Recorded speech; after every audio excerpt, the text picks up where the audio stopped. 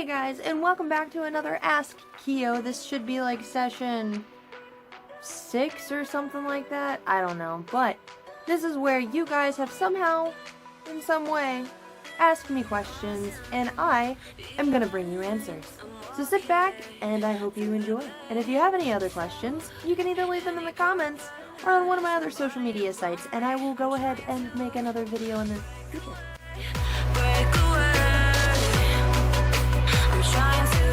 Who is your favorite makeup artist and why? This one is really difficult for me to answer. I don't have just one favorite makeup artist. What actually first got me into the makeup was nobody in particular. It was the fact that I wanted to create something that I didn't see, and this was before I actually started following a bunch of these people on YouTube. I think one of the earliest makeup artists that I started to follow was Made You Look. Alex is amazing. She's adorable, and her work is just downright phenomenal. Not to mention that everything that I was doing was completely opposite of what she was doing. That's why it's very hard for me to answer. Where do you get your inspiration for your makeup looks?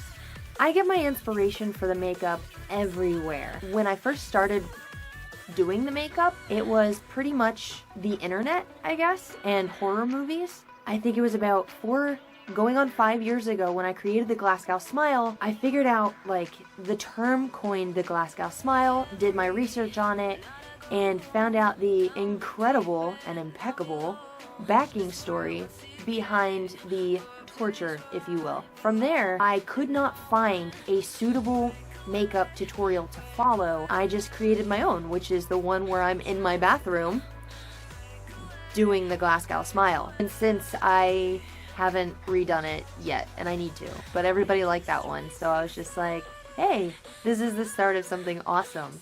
Silent Hill is another inspiration as well. Have you ever realized that there aren't many people like you? Kind of like stardust in the vast void of mediocre. That is a very sweet comment. I'd like to think that there's nobody like me, but everybody kind of plays off of other people's personalities, but it's still very sweet. What business trips are you planning? I know it's hush-hush, but could you fill us in? As for business trips, I'm going to be traveling. Like, I got this question at the beginning of January, I believe, and ever since then, I've gone to MagFest, KatsuCon, I've gone down to Florida. Later in the month of March, I'm going to be going back up to New York, not for YouTube, which I wish. In and around April, I might be actually making my way to Canada. And it first started off as a business trip. There was a school that had asked me to be a guest speaker there, but I'm still going to try to make my way up to Canada. And then later in the year, I'm thinking about going back to California just because A, I love it, B, I work for a couple of companies out there right now anyway, and I want to try to kind of expand on that. Then, of course, you know, as you guys know, there's going to be more cons coming up, so I'm not going to disclose those right now, but I might be going to more cons. Maybe even tabling, I'm not sure. This question is actually very hard for me to answer, and I was talking to a friend last night about this, but do you know any way that I can improve my channel? I've read through the analytics, but they're confusing. How do likes work? Where and when do you choose to follow a fad? And what other YouTubers do you follow and why? What's really difficult for me to talk about for this subject is the fact that late last year, around November, one of my 10 things videos, actually went into circulation, and it kind of grew my channel. It wasn't anything that I did in particular, it wasn't anything that I could pinpoint and be like, oh, well maybe if you try doing this. Like, my channel is still growing and developing as it is, and same with, you know, my audience base, you guys. I'm still trying to figure out like what people want to see, what people don't want to see, that kind of thing. So it's very hard to decipher what is actually working and what's not. Now, I've already decided to go ahead and split the channel, and now all of my vlogs are on a different one, and then all of my main content are on the main channel. Now, as for likes, there is no such thing as a dislike through YouTube. Everything counts as engagement, your likes count as likes, and your dislikes count as likes,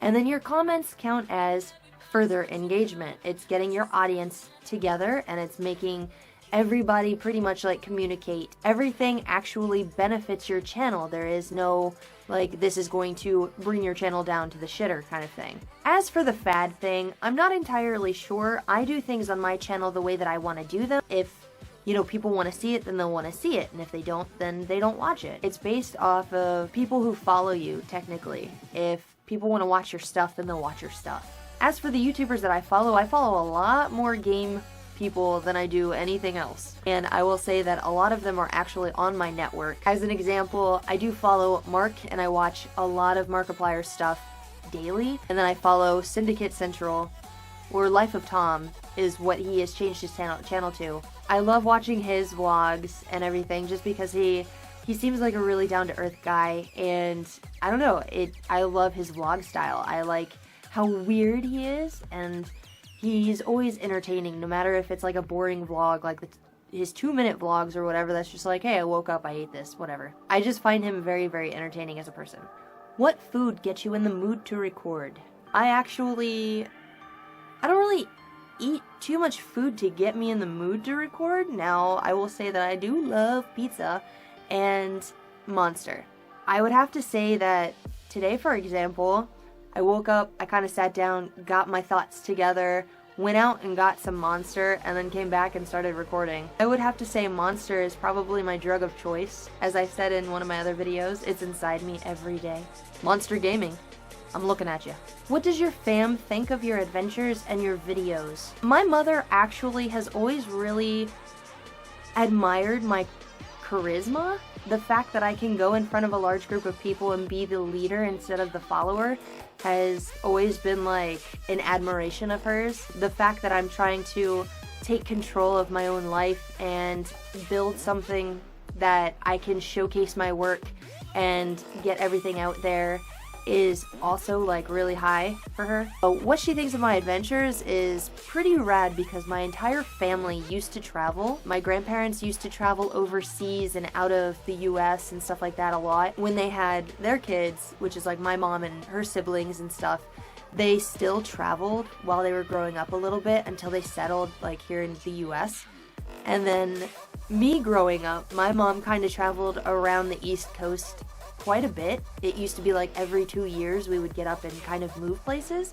So the fact that I'm traveling out of state and creating vlogs and, you know, just showcasing how much fun that I'm having doing my thing is, I guess, like an okay thing to her. Like, she doesn't mind at all. What do your buttloads of fans and subs mean to you? I consider all of my fans and or subs like much more than that to me. Like, I first started gaining a following through my music. And if you want, I will put the link to my music down in the description box. I actually just deleted them from my channel just because I was just, you know, it still baffles me in a way that I'm like, oh, people are liking my stuff. As for the art, I've been doing art since I was a kid, since I was like 3, 4, 5, something like that.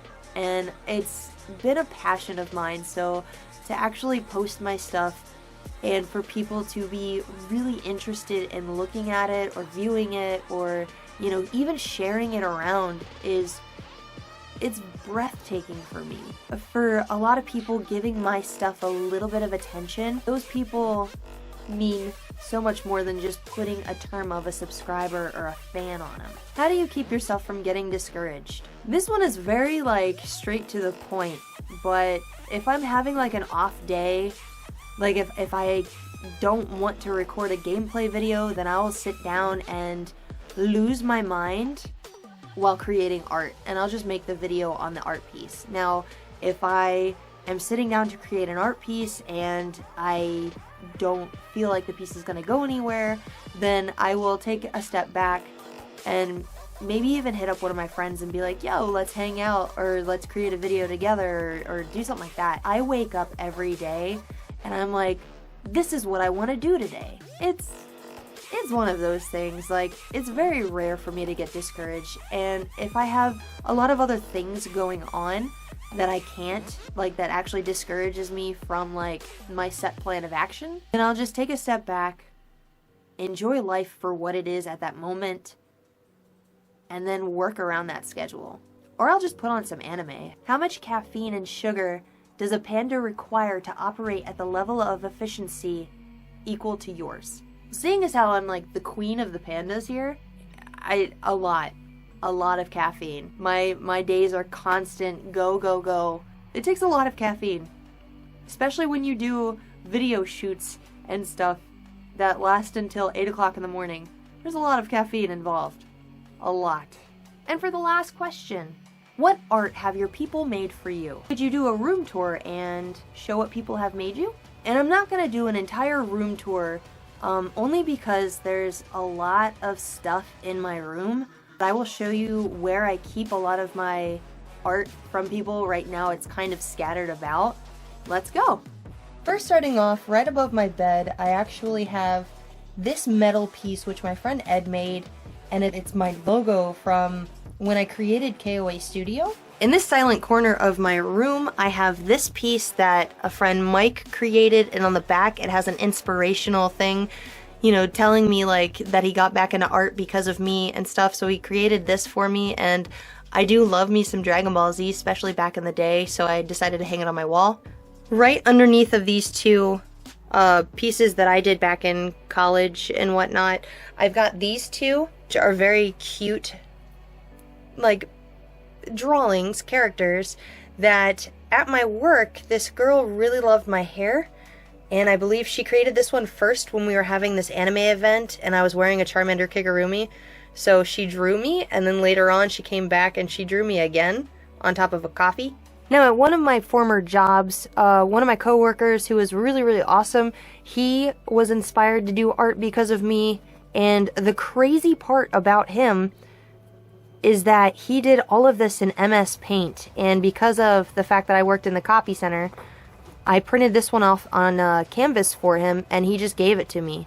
So, John, thank you so much. That's what DJ Ink is. And then he used to create these pieces, like Wu-Tang style pieces.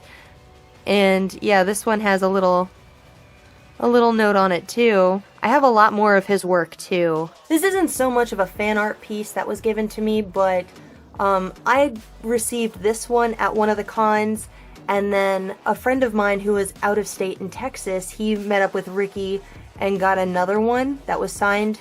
So I put it up in my room, so I mean, it's just a piece that a friend gave me. Pardon this stuff, it's just stuff that I have to clean up. This is an old art binder that I had, so if you guys are interested in looking through that, maybe I'll make a video on like old art. But this is another thing that I've kept and that I've just decided to put a lot of art pieces into. And when you open it up, this is from the same dude. This was a first pseudonym that I went by when I first started doing music, and this is still from John. And I've kept a lot of his pieces in here just to keep them safe and away from havoc. And then I've kept some compliments and stuff from a gentleman that I used to work with, Mikey. This is from my friend over at Jimbo Smash, who took my sketchbook one day when he visited me at work for prints, and he just drew this little character in it. That's all I have in here right now.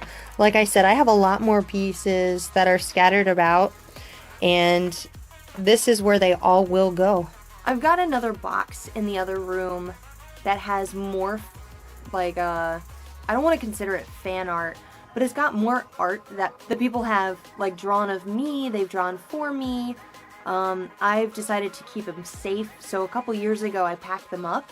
I mean, they've been in pristine condition. I do have a little bit more that are scattered out through my room, like my one coworker, who was actually just in the Katsucon vlog. She created a Sebastian picture for me, and then she created this little like Link looking picture, and then I've got more like in my closet and stuff like that. Maybe one of these days I'll sit down, gather everything, put a portfolio together, and then if you guys are interested in seeing that like on top of another art video that's like old school art that I used to do, then leave a comment down below letting me know if you want to see that. Until then, that is it for the reading your comments, or the Ask Keo, if you will.